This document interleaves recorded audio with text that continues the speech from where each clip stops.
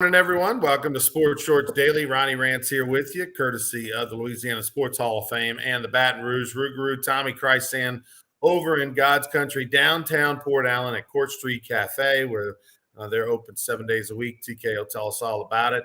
And we're brought to you by L'Auberge Casino, where you can go lay a bet on all the Major League Baseball games, all the prop bets and the futures bets on NFL football and NCAA, all that over at that L'Auberge Casino in Baton Rouge at the Sportsbook. Today on Sports Shorts Daily, we're going to talk, of course, Baton Rouge Rougarou in the playoffs. Start tomorrow. Playoff game, big home game tomorrow night, Tuesday at 7 p.m. in Baton Rouge. We'll get into that and all the things going on. But nationally, some big news. Bill Russell passes away at the age of 88 years old, a former Boston Celtics legend, one of the all-time just not only Boston Celtic greats, NBA greats, and great humanitarian as well. We'll talk about him and his impact on the sport and the world for that matter. Deshaun Watson, it's looking like that deal is going to get done with the NFL. A lot fewer games suspended. Maybe the Cleveland Browns are going to turn out to be the smartest guy in the room after the trade. It looks like Deshaun Watson and Alvin Kamara, at least on paper, may be back at the exact same time. We'll get into that discussion.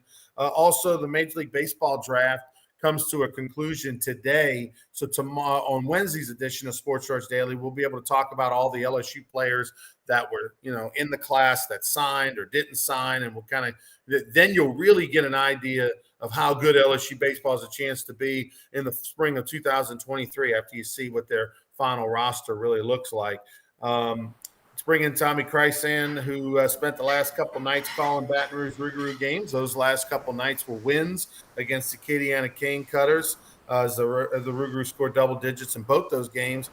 TK, let's start with the Deshaun Watson story that's going on around the country right now. Yesterday, initially, the league and Deshaun Watson's representation met, and it looked like Deshaun Watson's counsel was really pushing for 6 to 8. Yeah, the report was they would probably accept 6 to 8 game suspension, where the league was kind of holding pat on about a 12-game suspension at minimum. The report's now coming out. What are you seeing and reading? Well, the report now is that the judge who was making the decision has said 6-game suspension. Now, Watson has the ability to appeal that, and if he does, it goes before Roger Goodell, who would then make a decision on whether to uphold or shorten or whatever. The NFL had asked for an indefinite suspension, and that they could decide whenever to let him play. But this brings the Saints into the picture because the Saints are waiting to hear about Alvin Kamara, the situation out in Las Vegas last February. Somebody tweeted earlier, said, well, if Watson only gets 6 games, maybe Kamara has to miss the national anthem in game 1. But, I mean, I'm stunned that it's only 6 games. The backlash that they're going to get is going to be significant. Keep in mind this, Ronnie. Back in 2014, Ray Rice was originally suspended for 2 games. 2.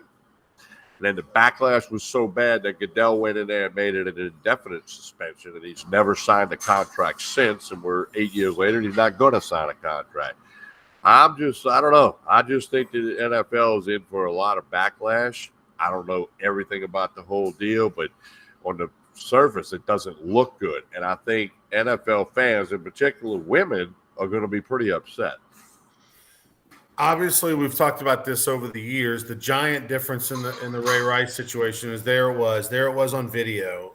We see him, hitting her and dragging her injured body into the elevator or out of the elevator, whatever the scenario was. Can't remember, but we saw it. There was no denying it. We saw a man punch a woman and knock her out. In the Alvin Kamara case, there is video evidence of him committing a crime. Kicking someone while they're down multiple times. In this instance, even though it's 20 plus people, Tommy, it's still he said versus she said, and there's no criminal charges. It was settled out of court. And look, I am not siding with Deshaun Watson at all in this situation, but the reality is the reality. And I know this. I know that, like, for example, Besh, the restaurant owner down in New Orleans, okay, had this big old sexual harassment lawsuit filed against him by a bunch of coworkers. That wasn't filed against him per se; it was filed against his company a few years ago about, well, it was a workplace environment and it was, waitresses sleeping with managers, which, by the way, happens at every restaurant in America just about. Okay. But they made this big deal, and as it comes to find out, a lot of these people made a deal behind the scenes to go arm in arm and to make these claims and make these accusations. I'm just saying, when you don't have police involved and there is not a criminal investigation and there's not the charges, anybody can sue anybody for anything. And it's straight he said versus she said. And so that is the defense of Deshaun Watson's people, is to say, hey, if he committed a crime, why didn't they go to the police? Why aren't they, why didn't the police press charges? Why isn't he in jail or facing possible, criminal going to court for that? Instead, he's not. It didn't happen. It's he said, she said. We paid these people off to put it behind us and to shut it up and not have to fight it anymore because, we have the ability to do that. And so they have an absolute defense to say, hey, we did nothing wrong. There's no video evidence. There's no proof like there was in Ray Rice, like there is in Alvin Kamara. And that's the difference, Tommy. Like it or not, that's the difference. You make a lot of great points, and I agree with you. Here's where the balance comes. It's 20 plus women, and you mentioned that, okay? If it's 2 people, if it's 3 people, you're like, well, And now here's the other side of it. These women, the 20 plus, they know he's got a lot of money. More money than they'll ever think about having. So then, and I'm not trying to, this is going to sound bad, but are they gold digging? Okay, because they know he's got a deep pocket. Okay, and then he was, hey, they might have knew he'd be willing to settle out of court, and I get a check for $100,000 or $200,000, and I don't ever talk about it again. And to some of those people, that may be life changing. So they're going to get a bigger check than $100,000 for sure. But anyway, okay, well, I'm just all right. So it might be $1 million. So I see both sides of it, but I think when you try to look to the consistency of what the NFL has done, but it goes back to what you said. Ray Rice, there was videotape. Alvin Kamara, there's videotape. Back in when Roethlisberger grabbed some girl on the ass one day and there was no video, but he got the 6 games. I mean, so I just think the fans would want consistency. And you're right, Cleveland may end up, I said many months ago they would regret the day they traded for him. They may end up being the smart guy in the room if he leads them to the playoffs and a Super Bowl or something. Now, time will tell, but it to use one of your favorite words, it's an oogie situation, okay? Mm-hmm. And to use another Ronnie Rance quote, we got to let it play out. It's not going to be over at the end of the day. And the announcement has not officially been made. It's been leaked out, and sources can't comment or whatever. But it's going to come out today or tomorrow. And if I'm the New Orleans Saints, I'm calling up and saying, look, whatever the decision is about Kamara, we want to hear it so we can move forward. Here's the thing is that this is the system that was put in place by the league and the Players Association. And this is the where they have the ability to go to this judge. Now, if you're dealing with judges, Tommy, they're used to dealing with criminals. And in a judge's eye, in a judge's eye, hey, this guy never got charged by the police. This guy didn't get convicted or found guilty or anything. This is just a civil matter that was handled out of court, regardless of how many people he settled with. Therefore, I think in hardcore judges' eyes, there might be a possibility to look at it from a different lens than someone who doesn't deal in that world all the time, who's not used to dealing with people that that have done some bad things, or the threshold for guilty and innocent. And I think that plays a little bit here. I don't think Deshaun Watson's going to appeal at all, because if he goes to Roger Goodell, there's no chance that Roger Goodell is going to lower any sort of suspension. So I think whatever they officially comes out today from the judge is what it's going to be. Yeah, I agree with you. And again, I'm not a judge, never have been, but that's how they think. They're going to look at the facts, and then they're going to apply the law to it. And he doesn't have any charges pressed against him. So, that's almost like a no decision. I'm curious if he's going to appeal. And then what does Goodell do? You know, I don't think I'm there's any guessing way that he Goodell appeals. hopes he doesn't appeal so he doesn't have to get involved. But time will tell. I think I mean I don't think Goodell cares, Tommy. There's no first off, Goodell can't add time to it. So if he gets a 6-game suspension, 8-game suspension, whatever the number ends up being, then that's it. That's what it's going to be. Goodell's no way going to lower it. I mean, because everybody's appalled, just like we are, that and shocked that we're talking about a potential 6-game suspension for this after we heard the league wanted indefinite and at minimum the league wanted a year. I mean, that was all the reports we heard for the last few months was that the league wanted him not playing this year. You know, and whether it was indefinite or just a year, that was what they were sitting on. And now we're facing the possibility of, you know, the same suspension as many players have gotten before for 6 games. Wow, that would be shocking. No chance Roger Goodell would lower it.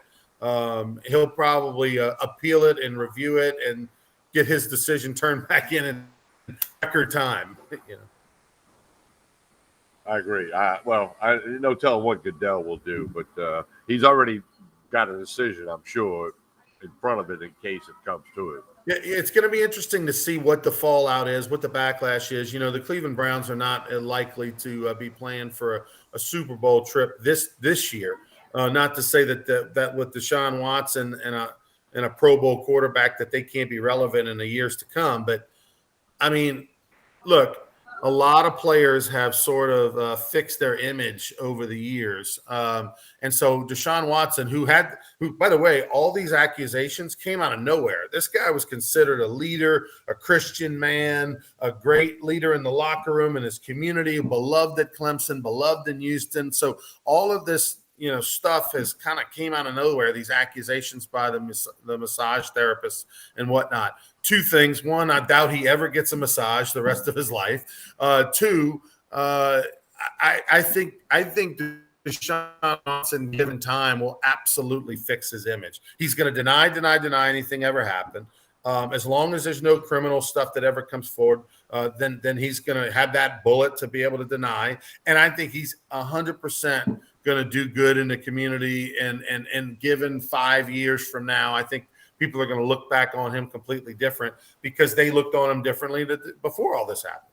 Well, I guess he's got to learn from it. Like you said, time will tell. I mean, if he does all the right things going forward, eventually people just look at this as a blip on the screen, okay? But, you know, I don't think he's ordering any massages anytime soon. Not at all. Definitely won't be sponsored by any national chains. All right, so speaking of Alvin Kamara, I mean, you know, again, 2 different things.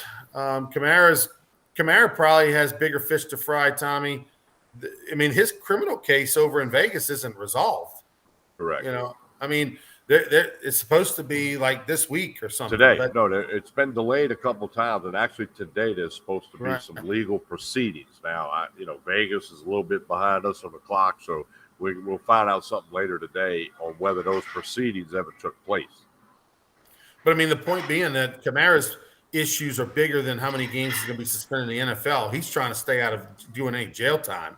And good Lord, we know the civil suit is going to be gigantic against him.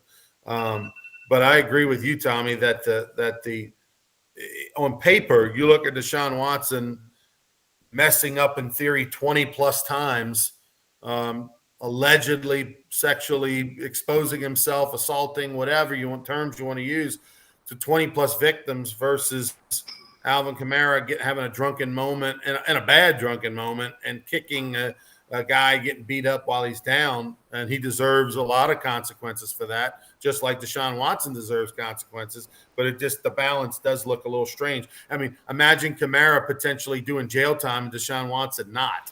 And that goes to the whole argument of you mean to tell me out of the 20 plus victims, not one of them felt like they had a case or the police felt they had enough information to go forward with criminal charges? I guess not. Well, that makes you go back to part 2 of what I said. They know the guy's got a lot of money and going to have a whole lot of money for a long time. And, you know, again, this is going to sound mean, but it could be a money grab. But yeah, but I mean, you can always go after someone, civilly as well as, you know, try to get with the police and get them arrested. But All right, we move on to the next topic. Bill Russell passes away at 88 years old. I grew up a giant Celtics fan, but it was more because of the Larry Bird era. I grew up in really watching basketball in the 80s, and that was my team. And then later on in the 90s, when I moved to Phoenix, I became a big Suns fan as well. And those were my two teams until the Saints got the Pelicans or the Hornets, and then of course now that I'm a hometown guy. But Bill Russell was, and the commissioner of the NBA, Silva, said this. He said, "You're the Babe Ruth of the NBA," and not a bad comparison, wouldn't you say? Yeah, no, he's 11-time champion. He was unbelievable. He averaged more rebounds than points, and he always talked about he preferred the team to win. There are two quotes I want to talk about with him. One time he said, "I don't care if I only score 4 points if our team wins." But here's the quote. You're going to like this, Ronnie, being a former hoopster. His best quote to me was when he said, "I don't have to block every shot of my opponent, but I have to have them think that I might." Right. And that was pretty powerful. Yeah, I mean, you have to affect the shot, and just by being there. If you think he's going to block it, that's what he wanted you to think.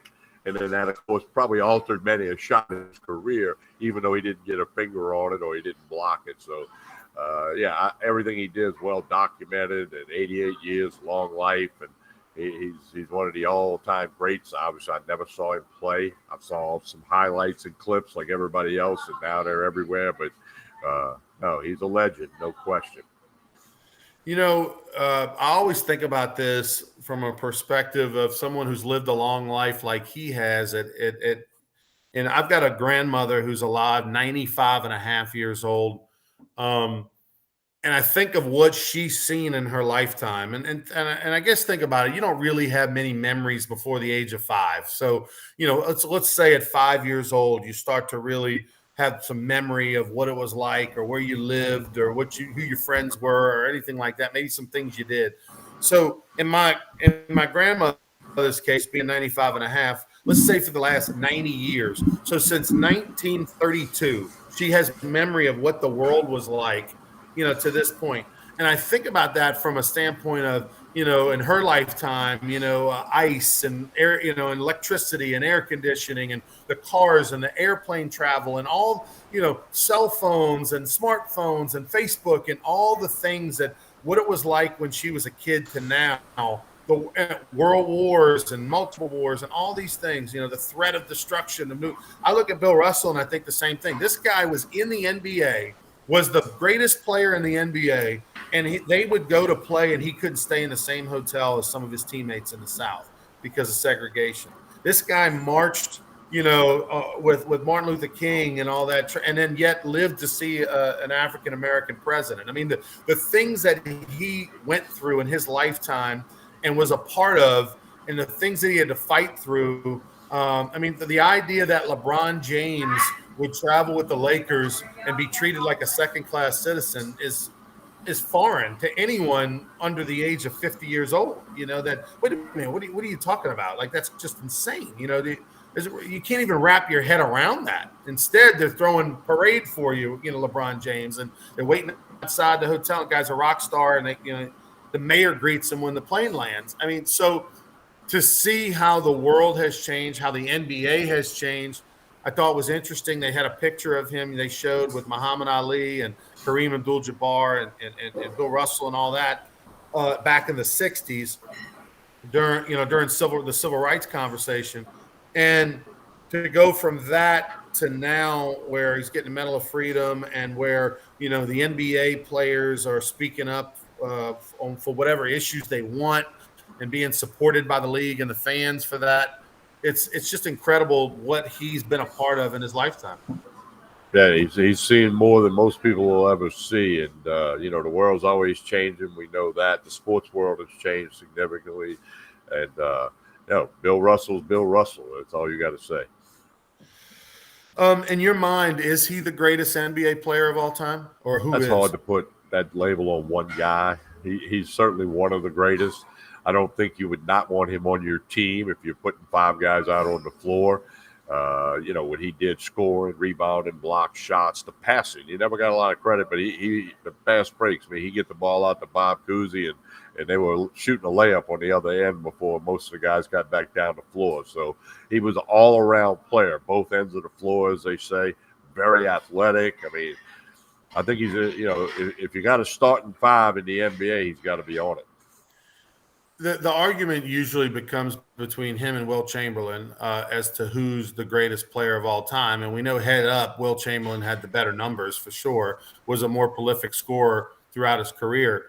The issue becomes wins, right? And that's more of a team thing. And that's always the tough one. Like, Derek Jeter doesn't play for the Yankees and he plays for the Tampa Rays. Is Derek Jeter, and I say no. I think Derek Jeter's a great player, but he's not the captain and the legend in a 6-part, 7-part, 10-part series if he plays for the Diamondbacks, as good of a player as he was. So a lot of it is the fortune of being with the right organization and players around you and all that kind of thing. But so I'll ask you this. I mean, you're, older than I and remember them better than I. You got the first pick of all time, Will Chamberlain or Bill Russell? I take Russell over Chamberlain. And the reason being? Probably more of the offensive threat. I know Chamberlain scored 100 points one night, but I think overall, I think Russell was a better basketball player than Chamberlain. Chamberlain was dominant. He was bigger than Russell and very athletic. Chamberlain was a great volleyball player as well. But I'd go Bill Russell because of the defense, the block shots. But you know what? You think about Will Chamberlain never fouled out of a basketball game. Think about that. Never one, and it was only 5 fouls back then, not 6. He never fouled out of a basketball game. So I don't know, boy. I'm gonna go Russell though. I got to go left-handers. I'll tell you what, Tommy. That statistic may be as great as some of the ones we see about. I think that statistic may be as great a statistic as what we've seen when we do like the Greg Maddux, statistics you see online about guys that he doesn't walk anybody. Okay, you froze up a little bit. So anyway, we good.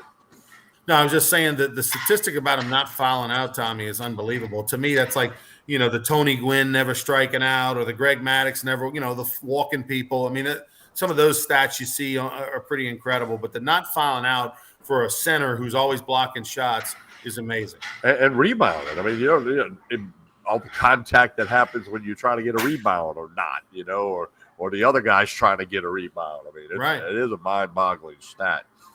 Chance says it's like picking between Barry Sanders and Emmitt Smith. Yeah, I mean, you can't go wrong with either, I guess. I would probably go with Bill Russell slightly over Will Chamberlain because I think the tenacity and the desire to be great and the desire to win, and I mean, we're reading a little into that, but maybe for Wilt it was more about the women and the points and the glory, where Bill, you felt like he didn't care about anything else other than winning. And so, give it to Bill Russell. Also, Chance points out Russell was a player coach too at the end of his career. That would never work today. I actually disagree with the never working today, because who thinks that LeBron James isn't the coach of his team? You know what I mean? Like, he may not be on the sidelines calling out but they're running everything. But hey, LeBron, we're going to sign this guy. What do you think? Hey, LeBron, what do you want to do here? I mean, he's out there barking orders on the team. I mean, they're not hiring a coach unless LeBron proves it. So I think that you could totally have a Bill Russell player coach situation if LeBron wanted to go there. There are those that say he coaches the Lakers now. Right. Let's talk Major League Baseball, LSU for a minute. We know that Paul Gervais signed. We know that Kay Doty signed. We know that Jacob Berry signed. We're going to find out Eric Reiselman's got a $300,000 slot, has not signed as of this airing. We'll wait to see what he does today. A little game of chicken. He's playing with the New York Yankees with only a 2-week turnaround from the time these players are drafted to the time they sign. Today is going to be a crazy busy day as people are coming down to the last day, the last wire, the last time clock, trying to sweat out as much money as they can. But But I don't expect that Raisman will be back. It's just a matter of how much can he get before he has to sign the big fifth-round right-hander out of California. Interesting thing about Eric Raisman. Yeah, we'll have to.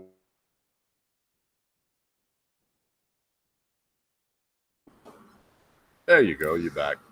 Yeah, you froze up on me. I froze up on you. I don't know what's going on, but I'll say this: that interesting that Eric Raisman went from being cut from his high school baseball team twice, not once but twice, not making his team twice, to now fast forward years later, fifth-round draft pick and going to sign for $300,000 to $400,000. That's a great story for him and his family, and he's to be credited tremendously. Yeah, it'll be interesting to see how that happens. And all college baseball teams, not just LSU, tomorrow morning they're going to know a whole lot more than they knew this morning. By the way, Baton Rouge Rougarou in action, 2 out of 3 series. Winner advances to the one-game take-all for the championship of the Texas Collegiate League this Saturday night. If Baton Rouge wins, the championship game will be in Texas, either at Victoria or Brazos Valley by way of the totals records for the year. The Baton Rouge Rougarou in the first half of the summer finished 8.5 games out of first place in the first half. In the second half, finished only 2 games out of first place. So a fantastic job by the Rougarou, get things turned around. They play their last game of the year tomorrow night, 7 p.m. at Goldsby Field. Going to be a giant crowd. Going to have fireworks after the game. Got professional wrestlers are going to be there. Bark at the park. If you come up and you got a dog, you get in free. We'll have a parade of all the dogs in the second inning. Also, if you have a travel ball team or anything out there, bring any organization, we're having a contest giving away $1,000 cash to the travel ball team or organization that brings the most players and fans. So when you check in, they're going to say, "Hey, who are you with? What travel ball team are you with?" And you just simply say the name of your organization or team. They're going to mark them off, and at the end of the 6th inning, and give away $1,000 to the organization or team that has the most players and fans at the game. So make sure you come check that out. One other thing about the call tomorrow as well at 7 o'clock. You can watch the game on Pelican Broadcasting. So that's cable channel 20, Cox Cable Channel 20 in Baton Rouge and Lafayette, and 110, I believe. 116 in New Orleans. 116 in New Orleans on Cox Cable. And hey, if you don't have Cox Cable, download the Pelican Broadcasting app on your phone. It's free. Download that app and you can stream the game live. That's at 7 o'clock. You're going to be on the call along with LSU, a voice of women's sports, Patrick Wright. He'll be on the call tomorrow as well. Hey, and one thing, Ronnie, in baseball, it's a lot about what have you done for me lately. The last 2 games, the Rougarou have scored 28 runs. I got to believe that's a record this summer. I know it is for the Rougarou, but I don't believe any team in the league scored 28 runs in 2 games. Now, there was, Saturday night's game, there were a lot of walks and some errors and, things like that. But still, you scored 28 runs in 2 games, the momentum and the confidence that you have. I'm looking for a huge crowd at Goldsby Field tomorrow night. And, Acadiana's reeling. See, here's the other thing. Acadiana is 7-4 against Baton Rouge on the season. However, Baton Rouge has won 4 of the last 5. So the momentum is with the Rougarou, and we need the support out there tomorrow night. It's going to be fun. It's going to be a lot of fun. For Tommy Christ and I'm Ronnie Rance. Tell us about Court Street Cafe before we get out of here. Court Street Cafe, Monday through Saturday, breakfast, lunch, dinner. They got the little bar area behind me with the daiquiri machines. Court Street Cafe, connect on Facebook and Instagram. They're always posting the lunch specials, the dinner specials. All of those things are posted at Court Street Cafe on Facebook and Instagram. Jason and the staff do a great job here at Court Street Cafe. We want you to check them out. 805 Court Street in Port Allen, just a couple of minutes over the bridge. You can't go wrong at Court Street Cafe in Port Allen. Great brunch on Saturday, so go by check it out. All right, for Tommy, I'm Ronnie. We'll be back on Wednesday. We'll talk Rougarou. We'll talk MLB signings, LSU's signings, and all that and a whole lot more. Until then, have a great one, everybody.